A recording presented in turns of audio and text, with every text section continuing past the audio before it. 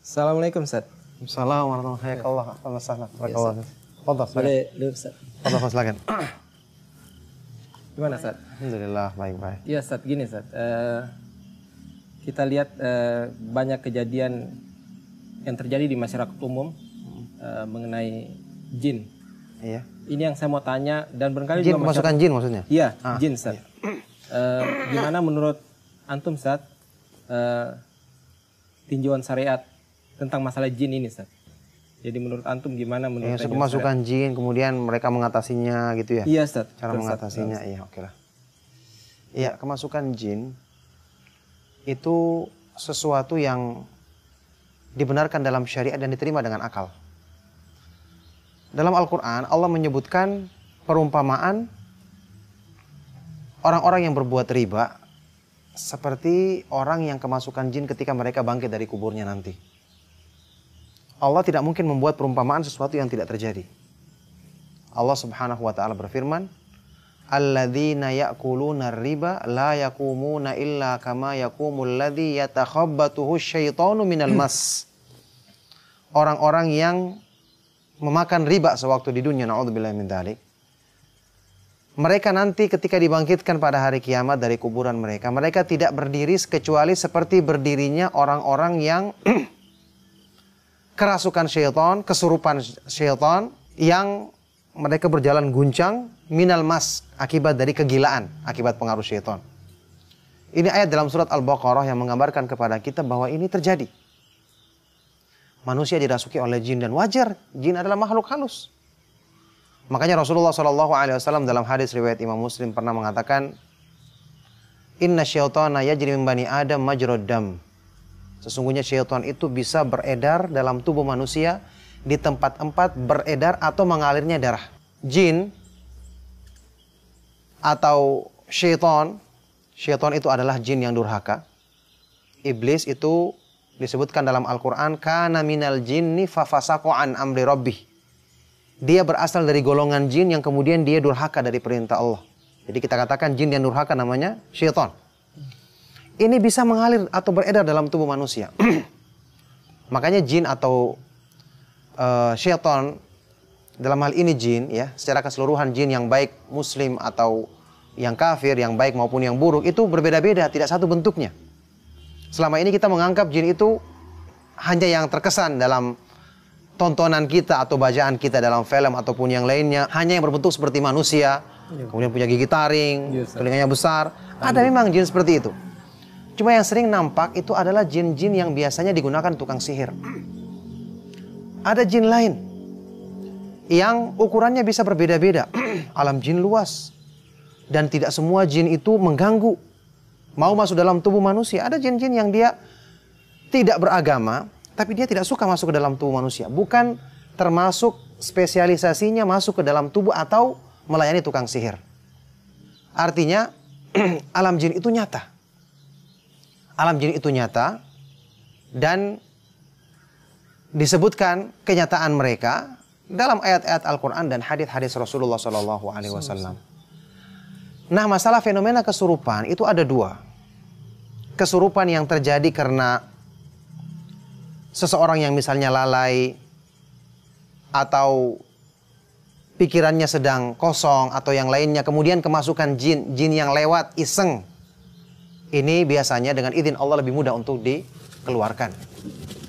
Tentu dengan cara yang disyariatkan, yaitu diruqyah, dibacakan ayat-ayat Al-Quran, hadis-hadis Nabi SAW, perlindungan kepada Allah, juga doa-doa yang benar tentu saja isinya. Misalnya surat Al-Fatihah, Al-Ikhlas, Al-Falaq, An-Nas, ayat kursi, surat Al-Baqarah secara keseluruhan. Maka ini tentu kita membaca sambil kita niat untuk membaca Al-Quran. Makanya lebih bagus kita baca Al-Quran itu sempurna, misalnya Al-Baqarah semua, supaya kita niatkan untuk beribadah membaca Al-Quran, yang ini merupakan tentu ibadah yang agung. Biasanya kalau yang kesurupan seperti ini lebih mudah. Ada yang lebih sulit, yaitu kalau jinnya masuknya karena sihir. Karena dimasukkan lewat makanan atau minuman misalnya. Ini pernah terjadi pada diri Rasulullah SAW. Yang kemudian dengan sebab itulah turunlah surat Mu'awwidzatain, Al-Falaq dan An-Nas, dan malaikat Jibril yang meruqyah Rasulullah SAW. Loh, kenapa Rasulullah masuk? Beliau manusia biasa. Dan dimasukkan dengan cara sihir. Sihir dimasukkan dengan makanan yang hakikatnya sihir itu seperti membuka pintu dalam hati manusia kalau sudah masuk dalam diri manusia, sehingga ada lubang kayak terowongan sehingga jin-jin yang lain bisa masuk. Tentu kecuali yang dijaga oleh Allah Subhanahu wa taala. Seperti Rasulullah SAW sampai beliau dibuat terkesan atau berkhayal, ya, terkhayal pada diri beliau sesuatu yang beliau belum lakukan seolah-olah sudah dilakukan. Tentu yang berhubungan dengan masalah-masalah perkara-perkara yang mengganggu, apalagi yang berhubungan dengan urusan agama. Nah, yang jenis seperti ini biasanya lebih sulit. Tentu ada cara syariat untuk menghilangkannya dengan diruqyah. Mungkin kita bisa mengajak jinnya untuk masuk Islam. Kita nasihatkan kepada kebaikan karena jin adalah termasuk umat yang diperintahkan kita untuk berdakwah kepada mereka. Mereka adalah termasuk umat yang diwajibkan untuk mengikuti agama yang dibawa oleh Nabi Muhammad SAW. Sebagaimana disebutkan dalam surat Jin, Qul uhiya ilayya annahu istama'a nafarun minal jinni faqalu inna sami'na Qur'anan ajaba. Telah diwahyukan kepadaku ada sekelompok jin yang mendengarkan Al-Quran. Dan mereka mengatakan, kami mendengarkan Al-Quran yang sangat mengagumkan isinya. Yahdi ila rusydi fa'amanna bihi wala nusyrika bi rabbina ahada. Al-Quran memberikan jalan kepada petunjuk kebenaran. Kami pun kemudian mengimaninya dan kami tidak akan menyekutukan Allah selama-lamanya. Jadi jin didakwai, mendengarkan Al-Quran, mendengarkan nasihat. Dan ini merupakan perbuatan yang tentu terpuji. Di samping kita meruqyah, mengeluarkan jin tadi dengan cara yang syar'i, kita ajak dia dengan kebaikan. Mereka seperti manusia, ada yang jahat asalnya, ada yang asalnya tidak mengenal apa-apa. Punya fitrah yang masih mau diajak kepada kebenaran. Apalagi mereka bisa langsung merasakan Al-Quran dibacakan kepanasan kalau dia belum beriman.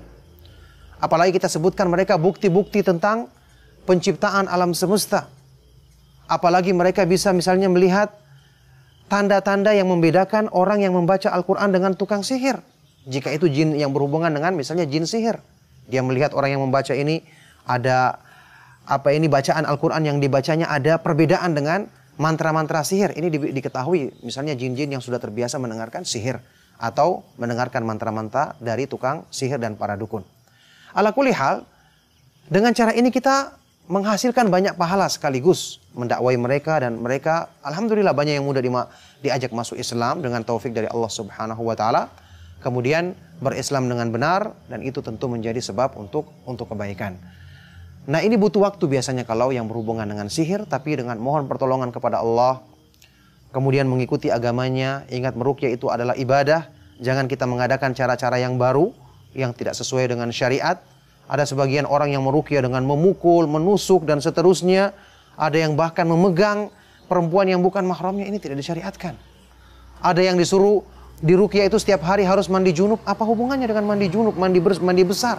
Ini semua hal-hal yang kadang-kadang ditambahkan oleh sebagian orang, padahal tidak ditunjukkan dalam petunjuk Rasulullah SAW dan para sahabat dan para ulama salafus saleh sebelum kita.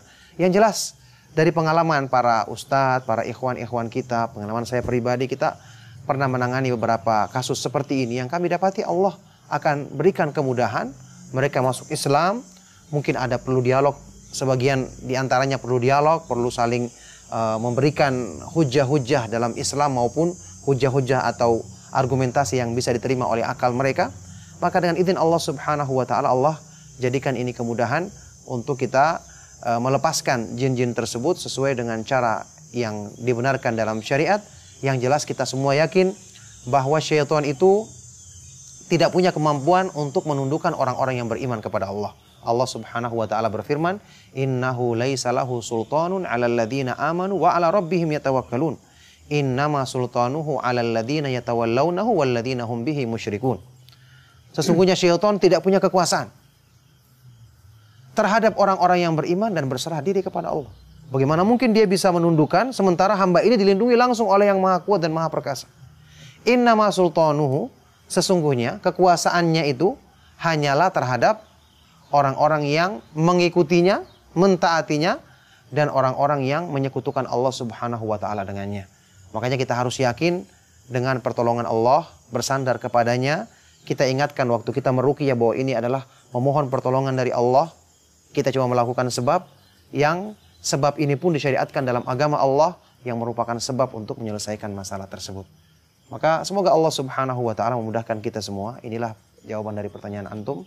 Semoga bisa menjadi pencerahan bagi kaum muslimin untuk lebih bisa berpegang dengan petunjuk Allah Subhanahu wa taala yang merupakan sebab kemuliaan mereka dunia akhirat. Ya, Ustaz, jazakallahu khair, Ustaz. Barakallahu fiik. Hayakallah.